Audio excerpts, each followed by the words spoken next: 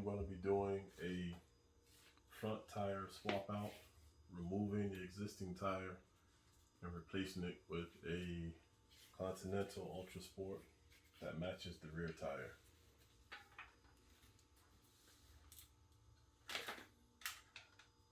To do this, I'm going to release the brake lever, quick release, that spreads the brake pads apart to make for tire clearance.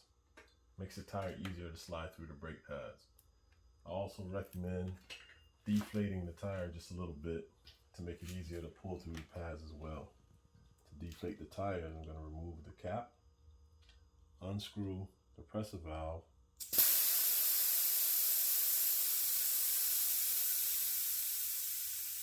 and release all of the air as much as possible. Okay.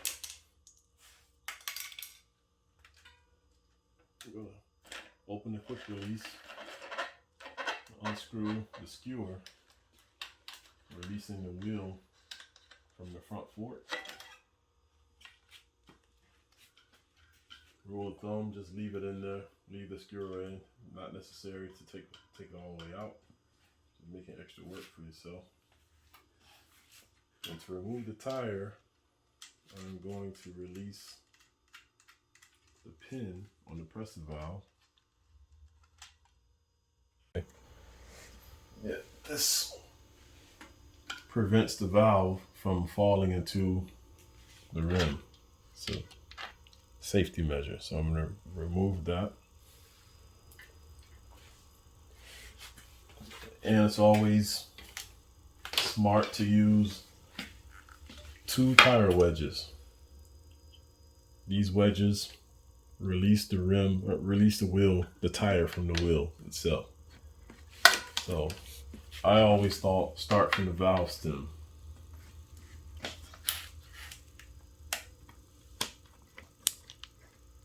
Wedge 1 underneath the tire and let it sit inside let it rest inside of the spoke. That gives you a starting point to release the rest of the tire. Now start on either side that you're comfortable with the second tire wedge. Release more of the tire, then go to the other side. Release more of the tire. Now you can see that wedge dropped. That means enough of the tire is dropped down to remove that wedge and use it to continue removing the rest of your tire.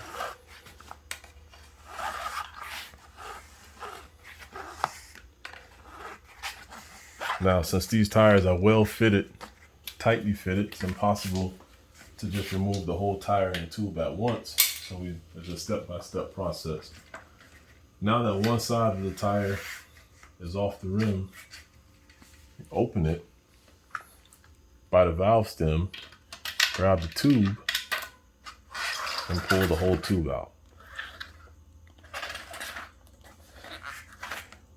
Throw your tube aside, you'll be using that with the new tire.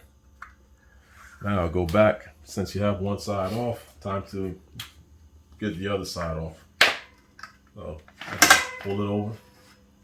That released easy, but some tires are, some manufacturers make tires a lot harder to take off than others. So this is the new tire, the replacement tire.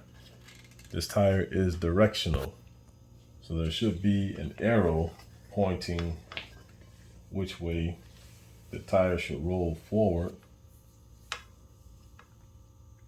I can't find it, but I'm pretty sure the arrows on the tire, on the tread, indicate the rotation. Those arrows point forward, and we're going to install it that way forward.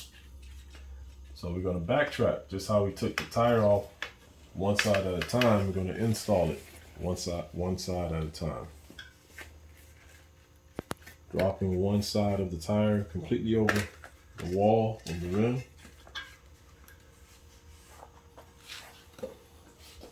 Going back, find the valve stem, your tube,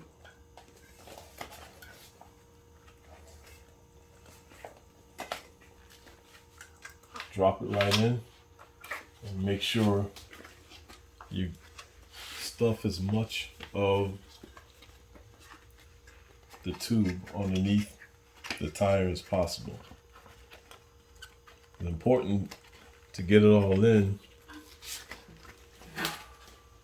because you'll pinch it when you're trying to install the tire, the other side of the tire. So once you got all the tube inside, go around, again starting at the valve stem, pushing on the second side of the tire. Should be relatively easy until you get to the end.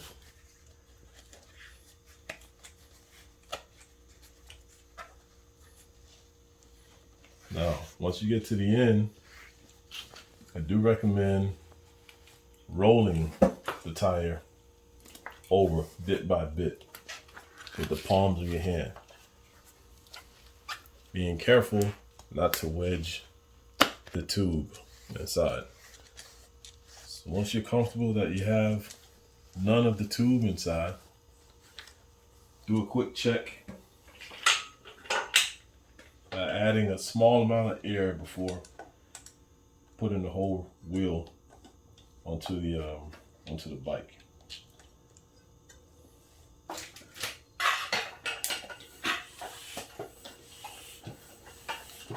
Two or three pumps should do.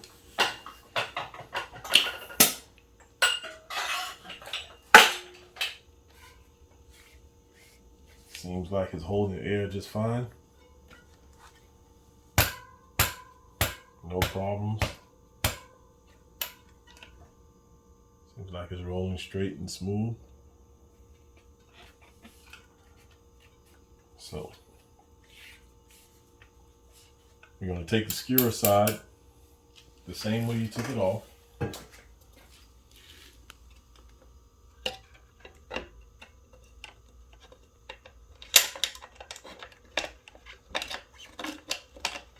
And tighten your skewer.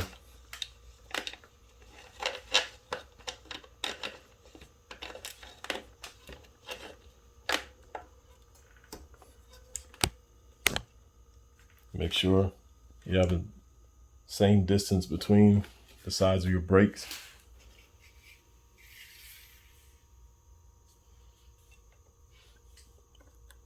Tighten the quick release to your brake again. Roll to make sure you have enough clearance. And that little bumpy motion in the tire will disappear once the proper PSI, once the tire is inflated to the proper PSI. So we seem good. So let's get the tire pumped up to the full PSI. This tire is recommended around 100 PSI.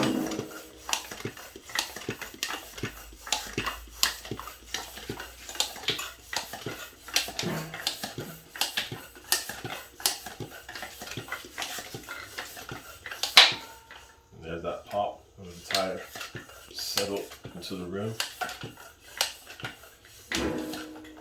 With the pump, I'm going to inflate it to about 105 to 107 PSI because that's about how much pounds per square inch is released by removing the pump head. So it should be around, at or around 100 right now. Now we're going to take our little retaining screw that I removed before, just to keep the valve stem and the tube in place while riding. And here's the valve stem cover to protect it from unscrewing so it doesn't leak any air. And there's that smooth roll that I was telling you that you will see once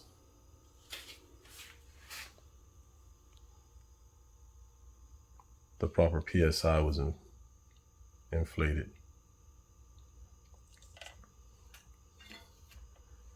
And there it is.